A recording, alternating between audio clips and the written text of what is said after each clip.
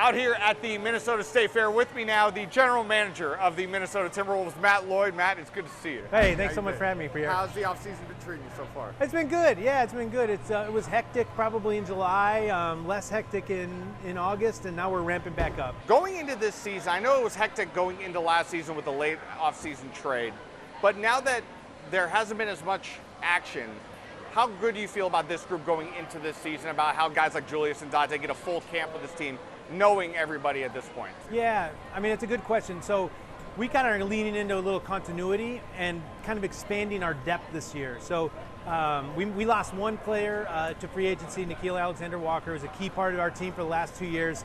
Right.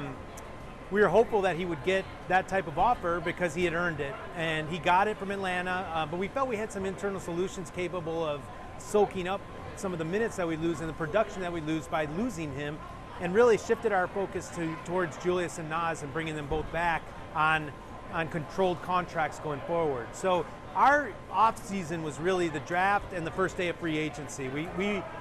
We weren't in the mix on any sort of trades or anything. We felt we could give this 49-win team that went to the conference finals the chance to prove that they're worthy of like going forward. And you know, from all last season was just such a dream, and to get off to an 8-10 start and to finish 35-10 our last 45 games, including the playoffs, we felt that it was important to give these guys the opportunity to replicate that. Yeah, absolutely. When you're talking about Naz and Julius, I think a lot of people, especially the fans, maybe people in the media like myself, went into the offseason free agency thinking, I don't know how they're going to keep both.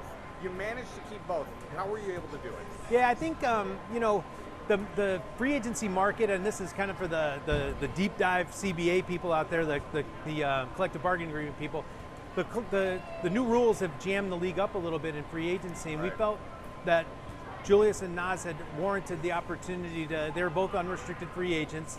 Our intention was to bring them back, and you know, as they surveyed what was available to them outside the Timberwolves, they decided they wanted to come back as well.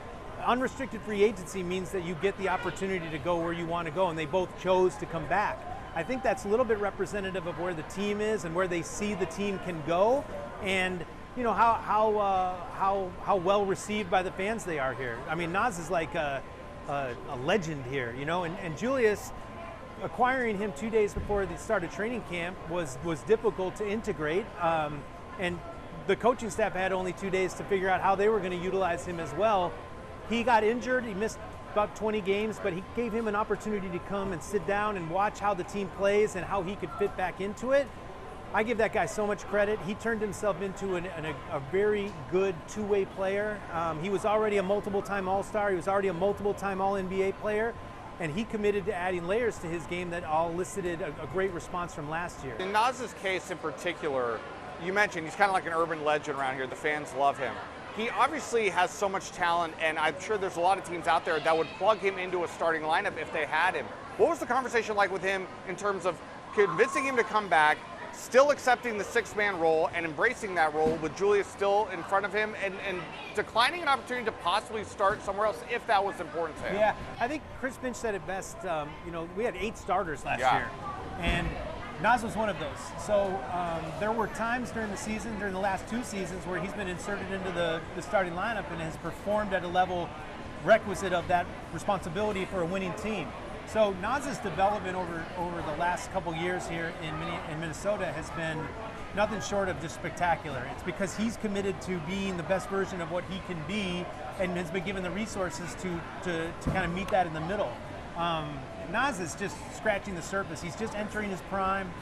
He and Jaden both. They're just entering their prime. They're both under controlled contracts, and we have high aspirations and high expectations for both of them. Yeah. So Naz coming back was a great relief. No doubt about it. You mentioned the departure of Nickeil Alexander-Walker, but you also touched on some of the younger guys that you're hoping to get more out of. We're talking about guys like Rob Dillingham and Terrence Shannon. Jalen Clark has shown the ability to be a great defender in this league. How much are you relying on those guys to fill that void, to grow another year? What are you looking for from that trio right there? Yeah, I think the coaching staff did a really good job of setting the expectations for all 3 of them. The start of last season and then into this offseason. And TJ Shannon and Jalen Clark are both primed to fill that role with Nickeil and how he was a defender and a three-point shooter. Rob Dillingham, I think if you polled everyone in the front office and on the coaching staff, everyone would be really proud of him this offseason and how he's handled getting better, how he's handled getting stronger and bigger and maturing. I sit about 8 rows behind our bench at our home games, and one of my favorite things last year was as he would walk to the scorer's table, the whole building would start to swell, just in anticipation of him checking in the game. He has an opportunity because if we go back and look at the regular season last year, he played 3 games against Oklahoma City. He played a total of 57 minutes in those games, the best team in the league, the world champions, and it was the best 57 minutes that he played against anyone all year. So he could be kind of a thorn in their side because of his speed and their inability to corral him. Obviously, they have the best defense in the league, and all that is what it is. We also were down 25 to them going into the fourth quarter of one of the regular season games, and he spurred a giant comeback. So all 3 of them are going to have expectations this year, and I think that they're all 3 ready for those expectations. They all understand. And that doesn't even take out someone like Leonard Miller, who's been put in 2 good years of development. He's got a skill set that's unique and different than the rest of the bigs on our team. So we have layers of good young players capable and ready to take a next step. One man we haven't talked about yet is the world traveler that is Anthony Edwards right now. He's off in China enjoying his offseason, but this young man has just developed into one of the faces of the league. Whether he likes it or not, he is one of the faces of the league. What is the next step in your guys' mind for Anthony and his development and his ability to lead this team to get to the next step? Yeah, I think one of his best attributes is that he's so significantly self-aware. So his ability to identify the ways that I can grow and get better. Last year he decided he had to up his volume of 3-point shooting and led the league in 3-point shooting makes.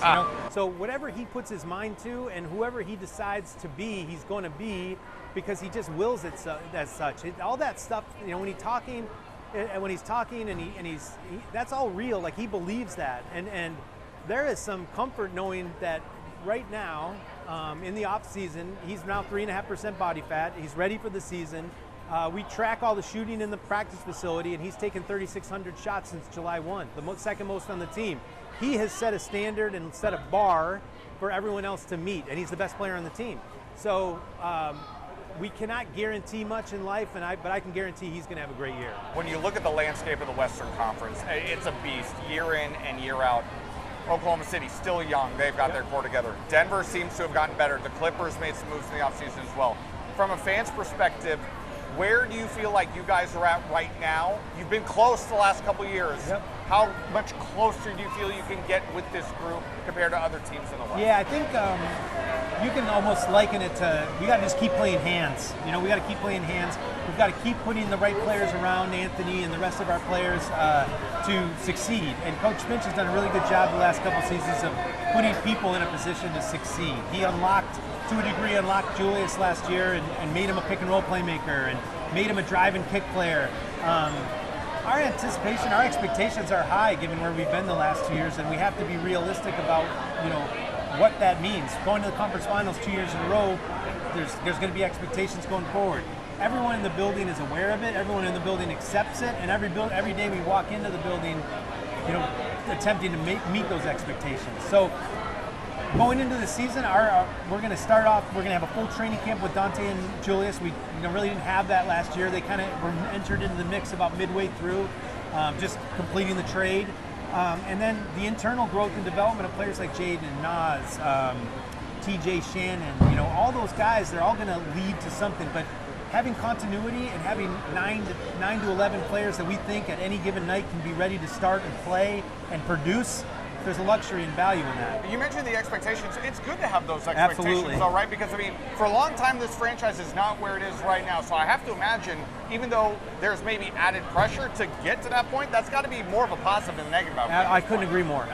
Those expectations mean that we are in the position to be in that we want to be in. Right. And again, every day we walk in and say, how can we get better? How can we get a little bit better? How can we move the team forward? And we have 60, 70 committed people in there every day trying to put the players and the coaches in a position to succeed. So having those expectations is a good thing. Lastly for you, obviously it's a new era with Timberwolves basketball with Mark and Alex taking over as the new ownership. What's your relationship like with them, and how has it been for you guys moving forward with this new path? Yeah, I think one of the benefits and luxuries of being here the last 3 seasons is we've never lacked for resources. We've never lacked for the ability to make transactions, and Mark and Alex are now an extension of that. Tim recruited me to come here. They had recruited him to come. So by extension, we're excited about the opportunity with the new owners, and they've been here. They've been here for 4 seasons. They've been here for all 3 seasons. They've been visual. They've been around, and it's very comforting knowing every day that we walk in, we have the resources we need to do what the job that we've been hired to do, which is win.